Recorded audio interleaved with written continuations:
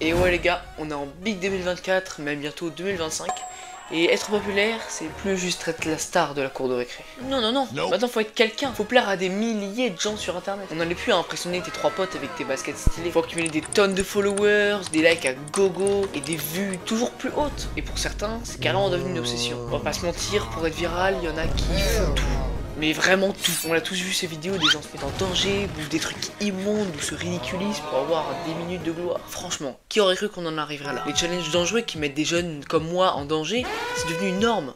Mais pourquoi? Parce qu'un paquet d'inconnus va te mettre un pouce en l'air. C'est chaud quand même de risquer sa vie pour ça. Et puis il y a un autre truc qui flingue la création sur les réseaux sociaux, c'est le plagiat. Tu sais, quand t'as tellement pas d'idées que tu vas piquer celle des autres en mode discretos. Moi je trouve c'est surtout flagrant sur les shorts, ils enchaînent les trends comme si c'était une course. Les créateurs se cassent la tête pour faire des trucs originaux et boum, t'en as 10 autres qui vont faire pareil que lui. Comme des putains de moutons.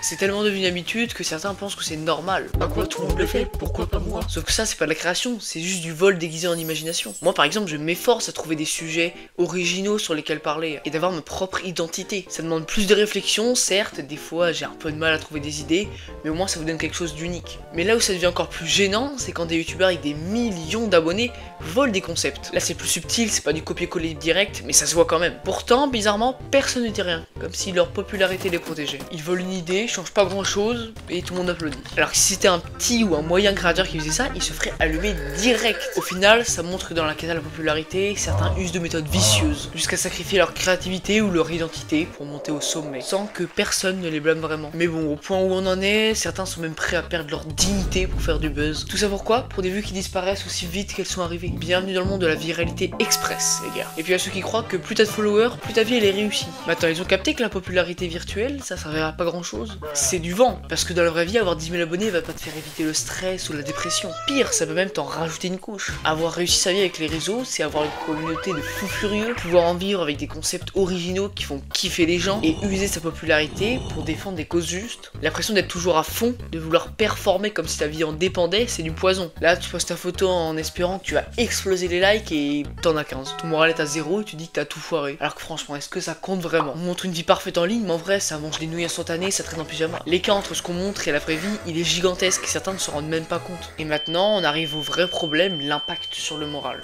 Cette quête de popularité, ça te bouffe de l'intérieur. Anxiété, perte de confiance en soi, jalousie, c'est le combo gagnant. T'es là, scroller, à comparer ta vie avec des influenceurs qui ont l'air de tout avoir. Sauf que derrière leurs écrans, c'est peut-être eux qui pleurent le soir parce qu'ils n'arrivent pas à maintenir leur parfaite image. C'est ça la réalité des réseaux sociaux, une montée de dopamine rapide et un crash émotionnel encore plus violent. On dirait que notre bonheur dépend des chiffres sur un écran.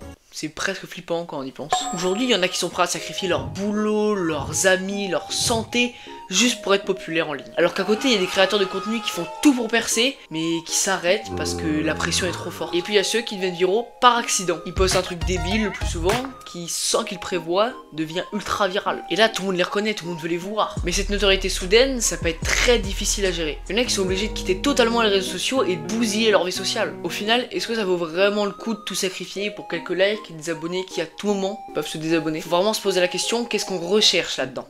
Rien ne vaut les relations réelles avec des amis, des proches, de la famille. La popularité, c'est une illusion. Quelque chose qui te fait croire que t'as tout, alors qu'en fait t'as rien. C'est peut-être cool sur le moment, mais à quel prix? Il faut toujours garder en tête que derrière chaque like, il n'y a pas un vrai ami. Moi, si je me suis lancé sur YouTube, c'est surtout parce que j'aime faire de la création, écrire, tourner, monter, et non pour avoir plein de gens que je connais pas qui m'apprécient. Donc voilà, réfléchissez bien avant de vous lancer dans cette course, et soyez vous-même, ce serait déjà pas mal. Si t'as aimé cette vidéo, normalement la prochaine elle va être un peu en rapport avec ça. Donc, si tu veux la voir, fais ce que je vais dire juste après. Abonne-toi!